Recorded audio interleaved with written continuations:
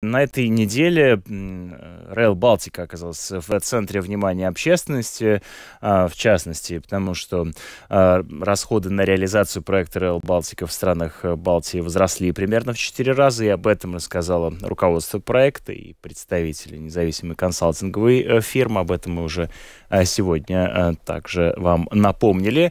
Ну и в связи с этим также в правительстве должны обсуждать строительство Rail Baltica, и Госконтроль готовит свое заключение по ходу строительства. В общем, Rail Baltica в центре внимания. Поговорим о том, как сейчас движется этот проект. Вместе с нами в этой студии заместительница государственного секретаря Министерства сообщения и непосредственно по вопросам Rail Baltica Кристина Малнача. Приветствую вас. Labrīt.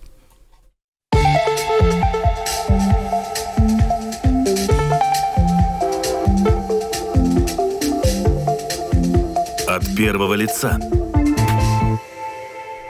Ну, прежде всего, давайте поговорим о стоимости Rail Baltica и почему она так отличается от той стоимости, которая была заявлена в 2017 году. В чем причина такого увеличения стоимости Rail Baltica?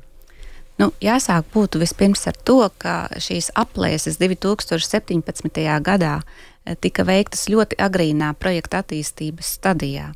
Tās bija balstītas faktiski uz sākotnējām tehniskām izpētēm, projektēšanas darbi vēl netika uzsākti, un šodien, raugoties atpakaļ, mēs redzam, ka šie sākotnējie pieņēmumi bija ļoti optimistiski. Faktiski jau skatoties, cik maksāja to laiku projekti, līdzīgi projekti citviet Eiropā, tad mums ir pamats domāt tiešām, ka sākotnējās aplēses bija pārāk optimistiskas.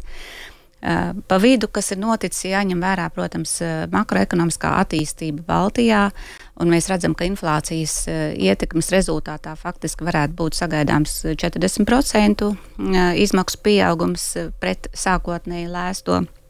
Papildus ir jāatzīmē virkni vēl citu svarīgu faktoru. Viens no tiem ir projekta tvēruma paplašināšana. Ja sākotnēji Rail Baltica bija plānots tikai un vienīgi kā ātrgaitas dzelzceļš, tad laika gaitā visās valstīs tika nolemts ieviest arī reģionālās pasažieru stacijas, lai varētu apkalpot vietējās pasažieru vajadzības, tātad piedāvājot reģionālos pārvadājumus. Protams, papildus tika iekļautas vairāk kā 40 stacijas visā Baltijas līnijā, kas rada nepieciešamību arī pēc tehniskiem citiem risinājumiem pašā dzelzceļa līnijā. Tas atkal ietekmē izmaiņas. Tad 2019. gadā tika uzsākta tehnisko projektu izstrāde. Līdz ar to mēs varējām daudz precīzāk jau saprast, kāda tieši elementi būs nepieciešama šīs līnijas būvniecībai un cik tas maksās. Tā rezultātā izmaksu pieaugums pieauga apmēram pa 50% projekta izmaksas, tātad tieši šo tehnisko risinājumu dēļ. Apmēram 30% pieaugumu veido tvērumu paplašināšana, ko es jau minēju, tātad reģionālo staciju iekļaušana projektā, izmaiņas dažādos tehniskos standartos, atbilstība tātad Eiropas tehnisko standartu prasībām, citu trešo pušu tehniskās prasības un visus šos faktorus summējot kopā, protams, ka tās измаксas вайрс nav tādas, kā tika lēstas 2017. года.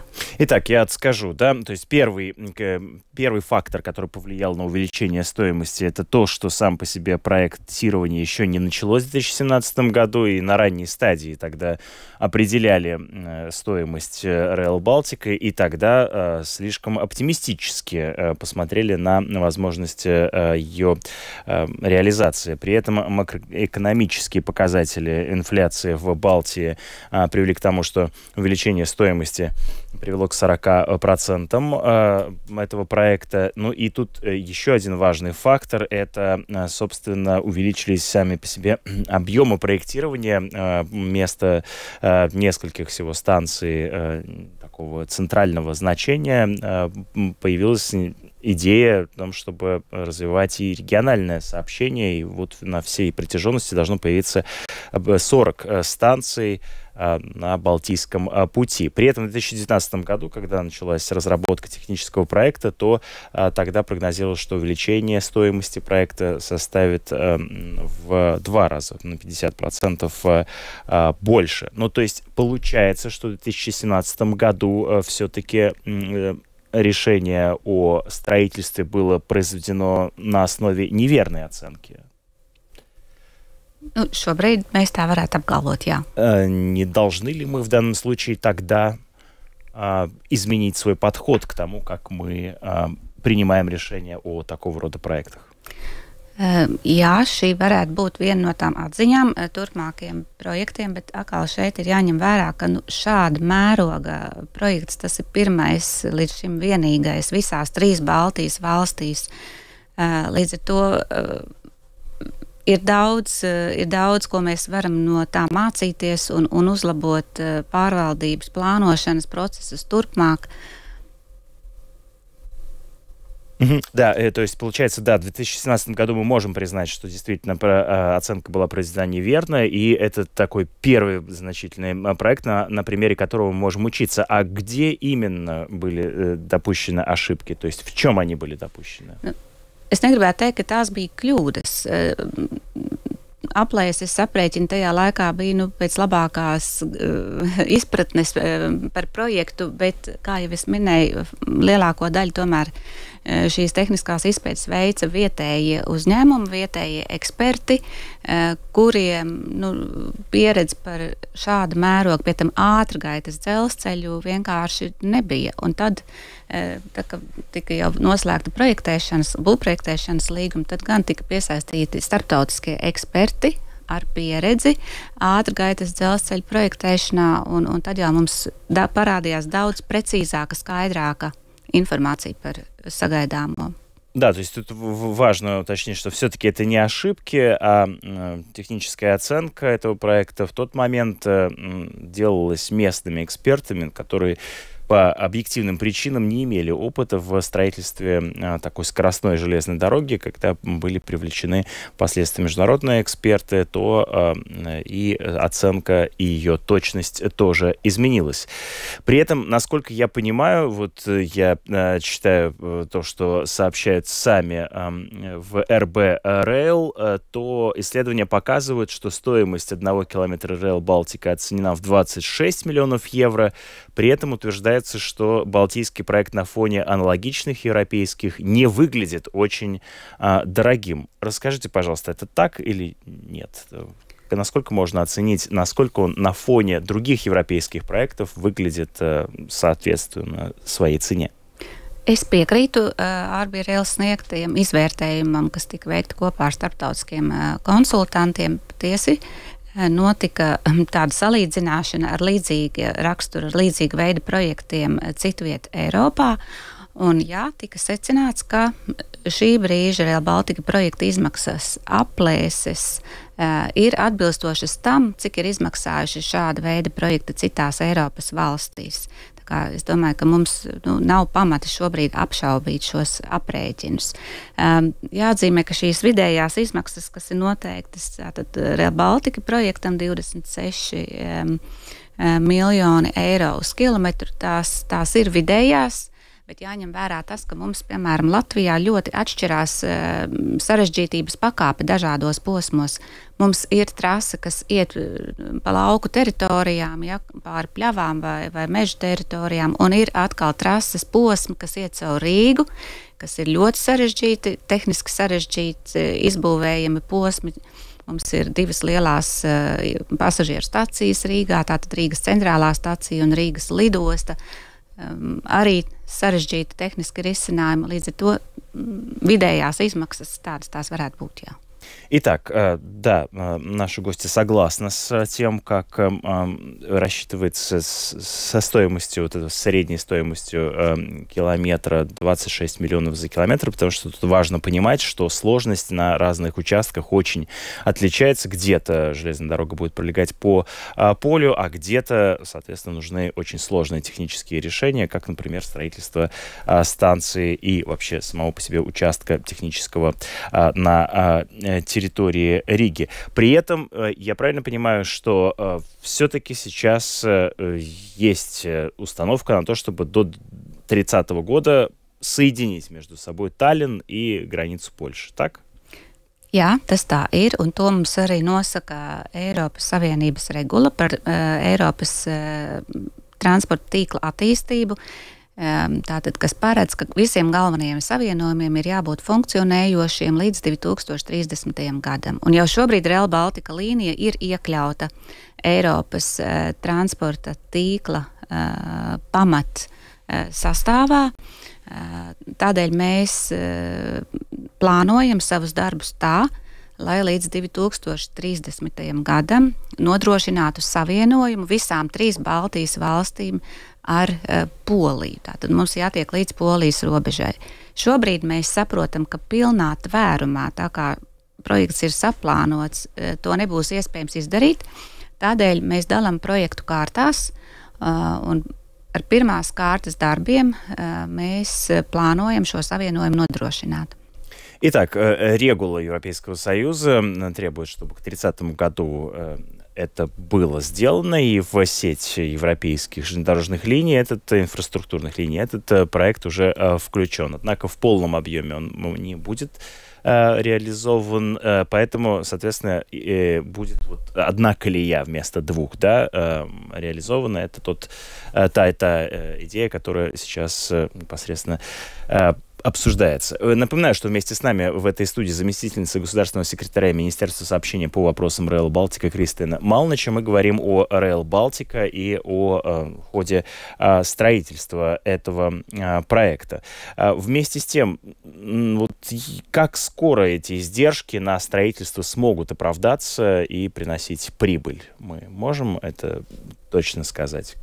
Какое привнесение для латвийской экономики Rail Baltica принесет и когда? 2023. gadā projektam tika veikta izmaksu ieguvuma analīze, kas mums ļāva novērtēt projekta ekonomisko ieguvumu. Un rezultāti apliecina, ka projekts ir ekonomiski izdevīgs Latvijai un arī pārējām Baltijas valstīm.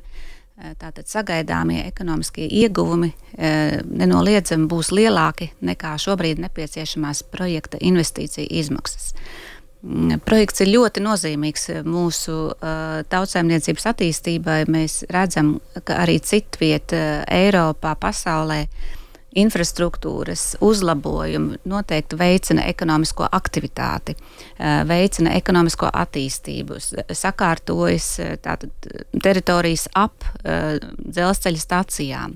Ir vērojams zemes vērtības pieaugums, ir vērojama vairāk tātad, ekonomiskā aktivitāte šajās vietās. Cilvēkiem ir ērtāk un ātrāk iespēja nokļūt no vienas pilsētas uz otru, tā ka nenoliedzami Latvijai tas būs liels ieguvums. Итак, да, он с экономической точки зрения будет гораздо более выгоден, чем, собственно, затраты, которые необходимы для его строительства. В разы он его превысит. И важно, что опыт показывает, что такого рода проекты, они значительно влияют и на развитие хозяйственной деятельности, и на то, что вокруг самих станций тоже эта экономическая деятельность, она только развивается. Вместе с тем, если в регула, да, которая до 2030 года требует выполнения этого проекта, если все-таки это не произойдет. И вот когда наступит 30-й год, от Таллина до границы Польши на поезде по Rail Baltica проехать будет невозможно. Что тогда? Mēs ceram, ka tā nenotiks. И тем не менее же прописаны какие-то дальнейшие последствия, если это не произойдет. Nē, šobrīd laikam tādas sekas, kas iestāsies, ja tā nenotiks, mums nav zināmas un nav arī aprakstītas. Ir jādara viss, lai mēs tomēr īstenotu šo savienojumu. Līdzīgi arī ir citi projekti, citās Eiropas valstīs pārobežu projekti, kuriem ir tieši tāds pats mērķis jāsasniedz, tā kā Rail Baltica projekts nav vienīgais. Un šobrīd mūsu izvērtējums liecina, ka tas ir iespējams, ka mēs то издарīsim. На это, разумеется, и будем рассчитывать, что это действительно будет реализовано, да, но на данный момент последствия, которые могут вступить в силу, если он не будет реализован к 30 году, то они на данный момент не известны. Вместе с тем, я хотел бы поинтересоваться, собственно, и тем, что вылетело из головы. Так много вопросов хочется обсудить. Напомню нашим слушателям о том, что заместительница госсекретаря Министерства сообщения по вопросам Rail Baltica Кристина Малначе вместе с нами. Какие сейчас наибольшие вызовы стоят перед Rail Baltica? Šobrīd laikam viens no lielākajiem izaicinājumiem ir projektu finansējums.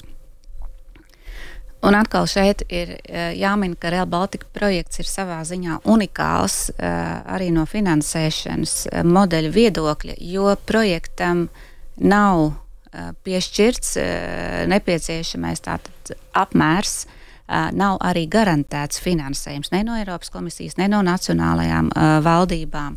Tas, kā projekts tiek finansēts, tātad katru gadu projekta pieteikums tiek iesniegts Eiropas komisijā un konkursu kārtībā, startējot kopā ar visiem citiem Eiropas lielajiem projektiem. Mēs tātad gaidam, kāds būs šī konkursa rezultāts un attiecīgi saņemam no Eiropas komisijas piešķirto finansējumu summu konkrētam laika periodam, kas parasti ir 3 gadi, konkrētu aktivitāšu ieviešanai, konkrētu darbību ieviešanai. Un šādā veidā mēs ejam lēnām uz priekšu. Šī kārtība tika uzsākta 2015. gadā, kad tika tātad piešķirts pirmais naudas līdzekļu daudzums no Eiropas Savienības. Šāds modelis apgrūtina projekta plānošanu un ieviešanu, jo visu laiku ir tāds neskaidrības faktors. Un šobrīd mēs, protams, saprotam, ka pilnā apmērā tik liela finansējuma nav ne Eiropas Savienības budžetā, ne arī nacionālo valstu budžetā, kāds būtu nepieciešams, lai mēs šo projektu pilnībā pabeigtu. Tāpēc projekts tiek dalīts kārtās, un arī pirmai kārtē mēs jau šobrīd saprotam, ka būs nepieciešams meklēt citus finansējuma avotus. Viskritiskākie būs 2026. 2027. gads, kad Eiropas Savienības budžeta plānošanas periods esošais noslēgsies. Finansējums gandrīz jau ir iztērēts, tātad, ko Eiropas Savienība ir atvēlējusi šim budžeta periodam. Nākošais Eiropas Savienības budžeta periods sāksies 2028. gadā, un par to šobrīd vēl nav nekādas skaidrības, kā viņš tiks sadalīts. Līdz ar to projektam ir tāda ļoti augsta nenoteiktība finansēšanas apstākļos, un nenoliedzami mēs saprotam, ka ir jāmeklē citi alternatīvi finansēšanas avoti, un šeit mēs esam jau uzsākuši arī tādu izpēti par privātā finansējumu piesaisti šim projektam. Итак, главный вопрос, главный вызов – это поиск финансирования. Собственно, и нет гарантированного финансирования ни со стороны Европейской комиссии, ни со стороны национальных государств, достаточного для того, чтобы этот проект реализовали. И, соответственно, тут все утыкается тоже в период планирования Европы до 27 года. И вот с года 26 на 27 наиболее именно сложно из-за того, что с 28 года начинается новый период финансового планирования, и пока расходы на строительство такого проекта, как Rail Baltica, там еще не заложено, они будут только обсуждаться в этот период 26-27 года. Соответственно, сейчас возникает и идея о том, чтобы обсуждать альтернативные источники финансирования и привлечения частных инвесторов. За эфиром вы сказали о том, что Европейская комиссия вообще считает Rail Baltica историей успеха. Расскажите, пожалуйста, подробнее, почему. Rail Baltica projekts ir unikāls arī tā ziņā, ka to īsteno 3 valstis kopā. Tad, kad mēs šādu projektu sākām īstenot, meklējām līdzīgus piemērus visā pasaulē un nekur tam līdzīgi neko neatradām.